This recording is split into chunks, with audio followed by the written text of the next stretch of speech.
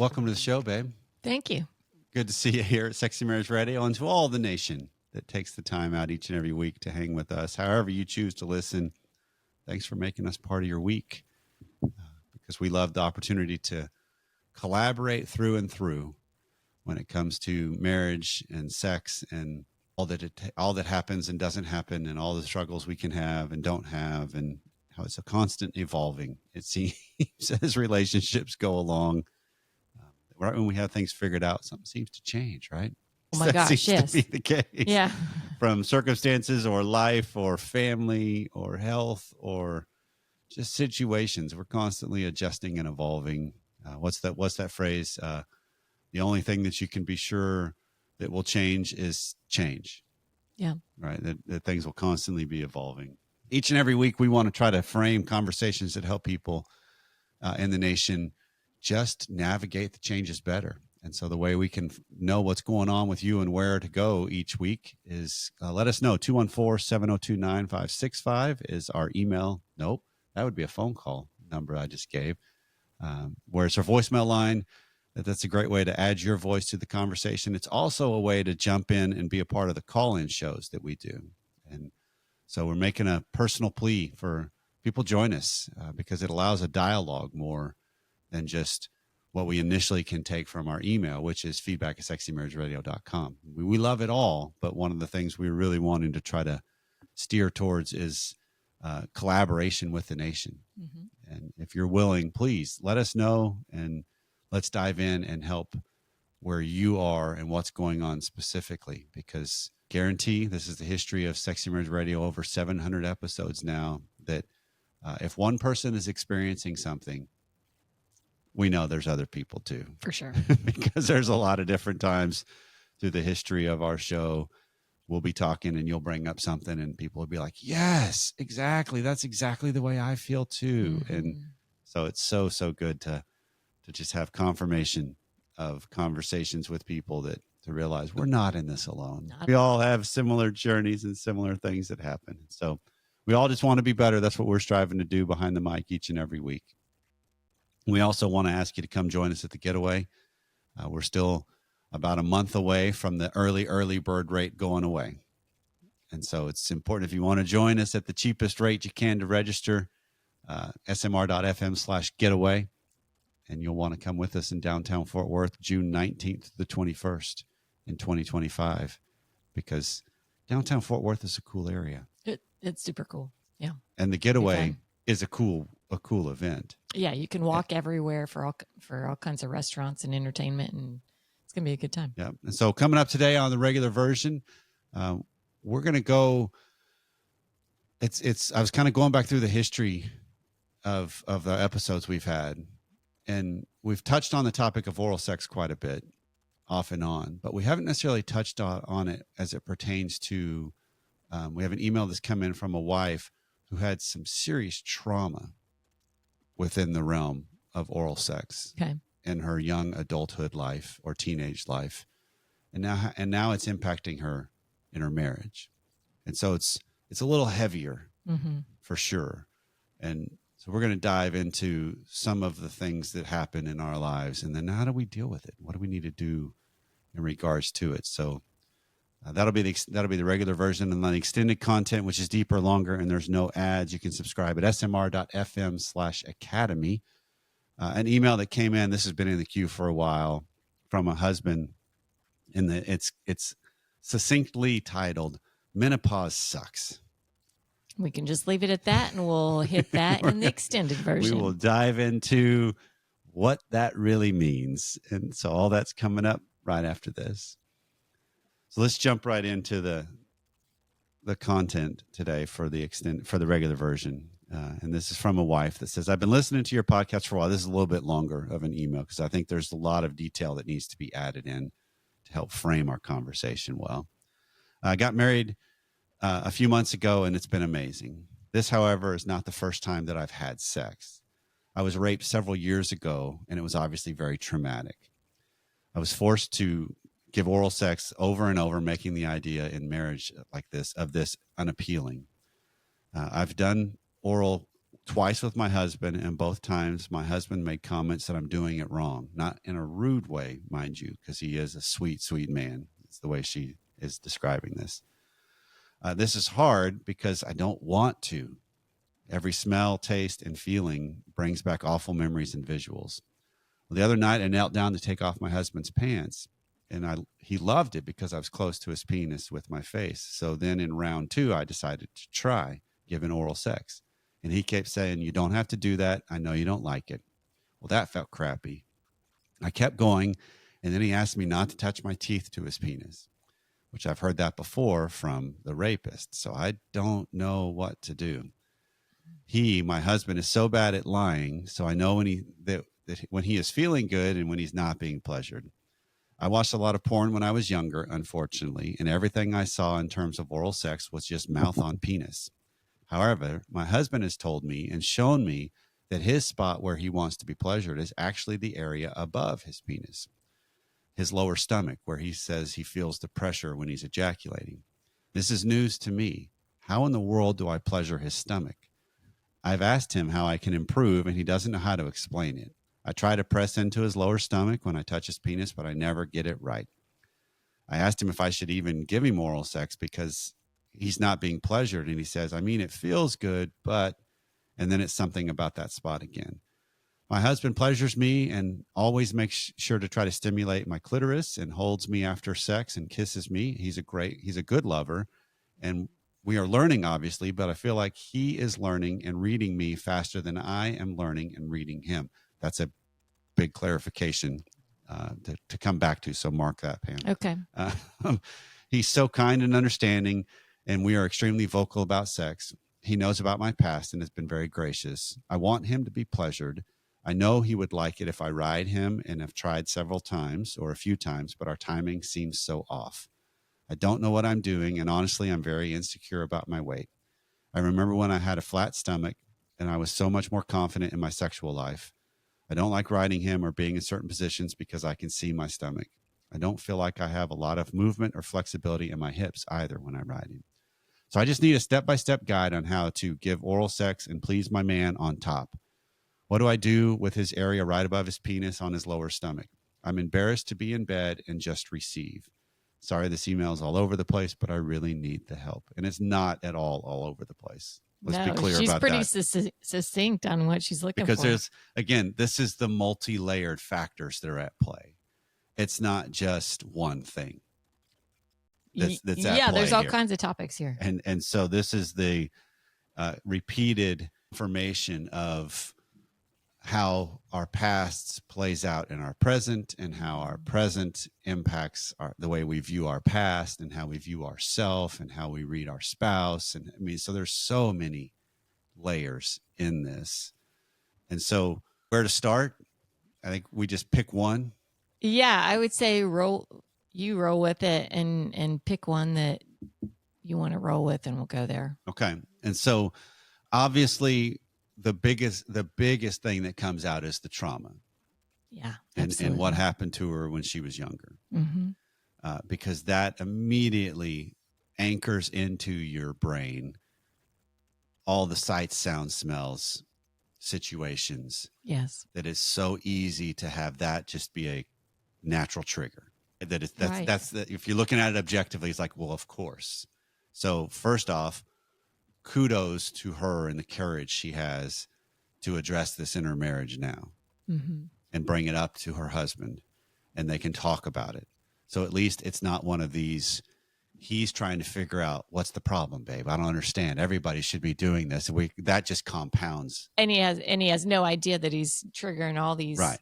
But that doesn't sound like that's at all the case. Mm-mm. And so that's fantastic. Mm-hmm. That's tremendous courage to face your past. And this is, again, the same kind of context in trying to get better at this, is continuing to face your past. And it's recognizing, because if you go psychologically speaking, the best way and the most reliable way to deal with trauma is through systematic exposure of whatever that was, not having to recreate it, but it's going back into the things that are incredibly similar, or if not the exact same thing. It's just a different person, right? Because this is oral sex with a husband, not a rapist, right? Right. So it's the understanding of moving towards that. And she even alluded to, she's already done this, where she was helping him out of his pants. And so she's right there in that area. And so that was either circumstantial, which I'm going to lead to believe, yeah, no, I'm thinking that was a little more, I want to do this. There was probably something that spurred that thought process on of, I'll help him out. Mm-hmm. And I'll kind of embrace being in this moment, heading right into something that's going to be incredibly triggering to me. He did it, which is incredibly courageous and admirable. And so then it becomes the same kind of context of, how do you do this in a systematically progressive way, where it's almost like stages? Like, okay, I took a little bit of a step. Good for you. I took another little step. Good for you again, right? And so this is exactly what she's doing. So I want to commend the process that's already going on. Absolutely. And then at the outset, commend the husband in the way he is understanding about it, but he still has a role he needs to play in this. Yes. Because critiquing, because again, this is that area of the other thing that comes to mind is we often can get, and what's being described is you both can be in, have tunnel vision is the easiest way to describe it. She gets caught up in the trauma, or I don't know what I'm doing. I don't know how I'm supposed to do this. I don't know what touching your stomach means. I don't, you know, and so that's all she's focusing on. And he can get caught up in, you're not doing it right. You're not, you know, all these things, and Yeah. you're not, and you miss the bigger picture of what's actually going on here. And that's kind of what I was wondering. He's got specific areas that he wants to be touched and likes and doesn't like. Mhm. And it sounds like it's more caught up in the minutia of the how rather than who I'm there with. Yeah. I could be making that up. I could be reading something into it that's not there. But Well, that's a factor. If you want your stomach touched in a certain way, and you're going to be able to critique and say, I don't like the teeth, you're not hitting the right spot. Well, you got to be able to provide the solution of right where it is. But I think of this in other conversations we've had about, on the flip side, women that are like, I don't know what I want. Right. I mean, he's saying what he wants. He just doesn't know how to get there. Right. Because all right. So the area, biologically speaking, it sounds like what's being described here is just the mons pubis area. It's a little bit of a fatty tissue just above the base of the penis, Mm-hmm. towards the stomach. There's a padding there. Mm-hmm. And that has, for a lot of people, that's a very sensitive area. And it's Mhm. also where a lot of the muscles in the abdomen are. And so a lot of that is all connected, just like a woman's vagina and clitoris. There's a lot of connectivity on where it touches, pulsates, stimulates. And so it goes both ways. And so there's an element of trying to just figure out what is the tenderness, what's the pressure, what's that dynamic. And that with everybody, that just takes being a student of each other. And do you find too that there might be some days where, when you refer to like pressure and things like that some days you want it harder, you want it lighter? Oh, of course. Right? I mean, it's not exactly the same. because we're not always the same when we come at the situation. Yeah, it's not always the same for every sexual encounter. But rephrase though, there are ways that we have conditioned ourselves as men and women that are reliably consistent to achieve a goal. Mm-hmm. Right? Like we all can enjoy kind of heading around in the pleasure zones, if you will, while you're in the buildup, while you're evolving. But then if you get to this point of like, okay, now I want to achieve an orgasm, we all typically have a reliable path. Gotcha. I mean, everybody does. No, I would like to do this. I want you to get on top, or I want you to grind this way, or I want you to hold here, or I want you to touch there, because that's what will usually send me through the roof. But that doesn't always work either, too. Fair. So there is a conditioning that takes place in this. right? Just like her conditioning when it comes to the whole realm of oral sex because of her exposure is not inducive to adding a lot of joy and pleasure yet, because it's got a lot of other variables attached to it that are just ugly and dark. And so one of the things, based on a technique, I just want to offer this up because she talked about her teeth. And because of course, if she is trying to perform an act that has this trauma associated with it, we most often face past traumas with tons and tons of anxiety, which is going to clench your neck, your jaw, your mouth, your face, everything. And so this is learning to, okay, how do I relax? Not actually learn how to perform it yet. How do I just relax in close proximity to my husband's penis? Yeah. How do I hang there a little bit? And if you bring him in on it, of, I just want to be around the area to get more comfortable with myself here first. And then I want to move on to what we normally would do. If it comes to just whatever kind of intercourse or sex that, you know, it could be manually, it could be intercourse, whatever their normal MO could be.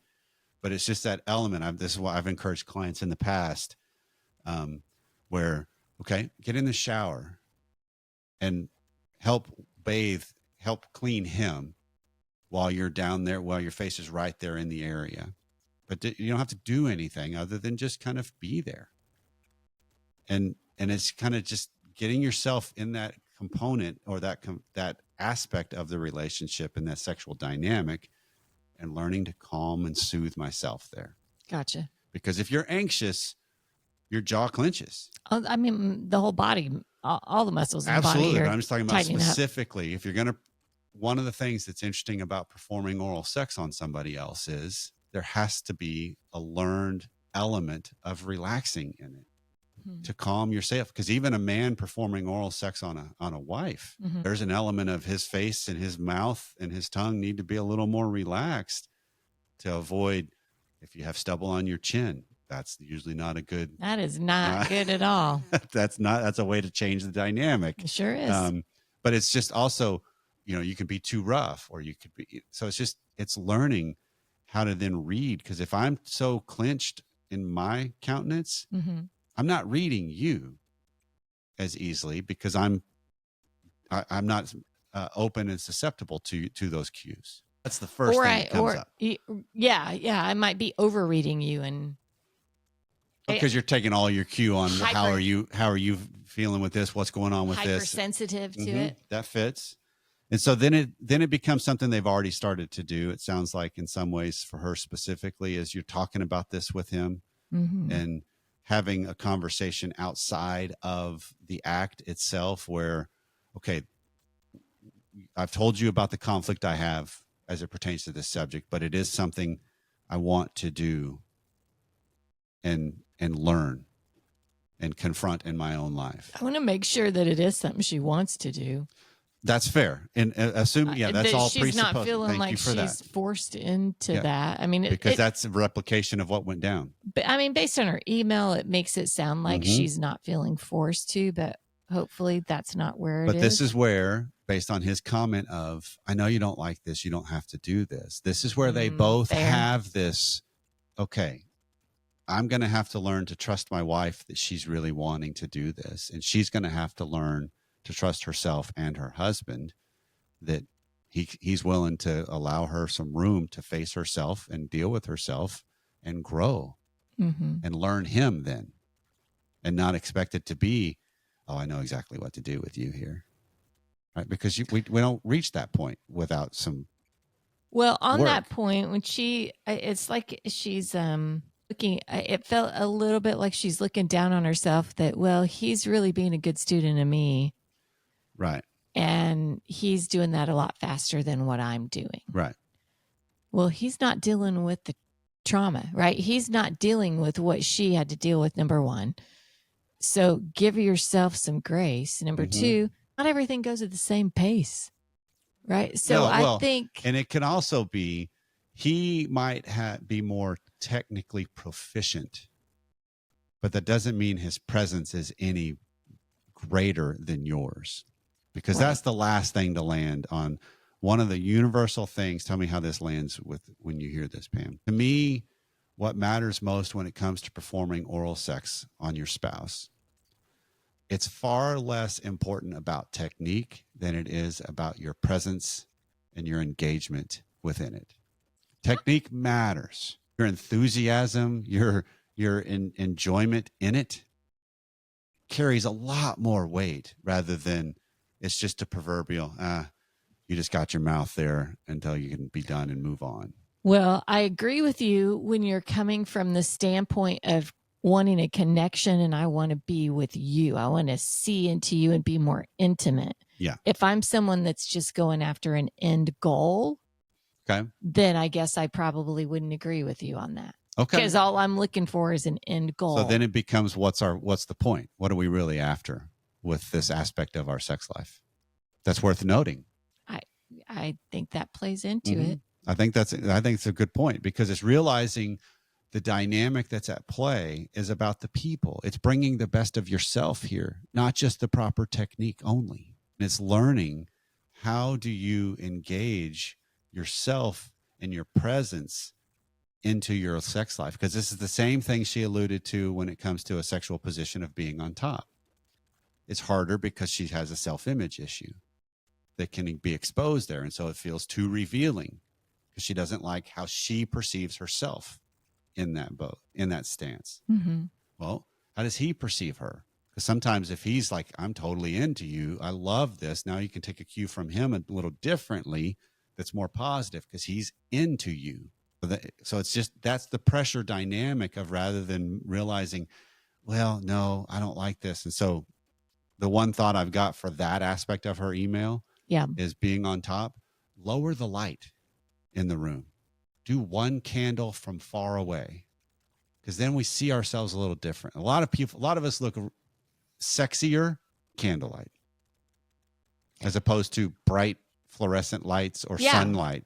Yeah. Lighting in a room goes a long way. Yep. So maybe you're already doing that, maybe you're not. But if you've got this bright bedside lamp on, that's just not a good mood set. Or and then the other thought with that, because this kind of still fits, and this is with the technique, I want to land it with the technique ideas, because I want to at least offer this up for the people that are listening and for her, and then secondarily him. It comes to the position of her being on top. Sometimes if I want to learn my technique, but I don't really like how I feel when I look at myself, and if I'm looking down, wear something. Something that is kind of a sexy top. Yeah. Something that makes you feel sexy. Yep. Yeah. And then you're covered a little bit, but you can then focus on the aspects of your own body and his in reading each other. Because how often we get caught in something that's like, I don't like that. And that's then what I'm just tunnel visioned on. That's what I'm focusing on, rather than, hold on, this is about me confronting myself here. I don't have to like it completely, but I don't have to be detrimental to myself about it. Yeah. I can also see the whole story. And then on the other techniques or guides, a long time ago, there was a course called Sex Like You're on Vacation. And within it, I put together guides of for him by her, for her by him. And then there was one other, and I can't remember what the name is as we're recording this, but I'm going to throw all three of those on today's episode's show. So if you go to smr.fm and find this week's episode, all those guides will be there. Okay. And they're free. Just download them. And it's just things I've come across from the intra-webs over the years. It's really good technique of just kind of different things I can start to incorporate of, okay, I could try this. I could try, and it just gives you a framework to figure out what works for you and figure out what works for the both of you. And then hit some time in the lab. There you go. Because this is a developing of self. And so she's well on her way already. So I want to, again, end it by commending that. Commending that. And I'm sorry you've gone through what you've gone through. I mean, I'm sorry you're going through this. Right. Because that's not how life's meant to be. But the willingness that she's got to confront it is already bringing the better parts of herself to this aspect of her life. Absolutely. And so she's going to benefit from this, and then he's going to benefit from it. Yeah. So keep the journey on.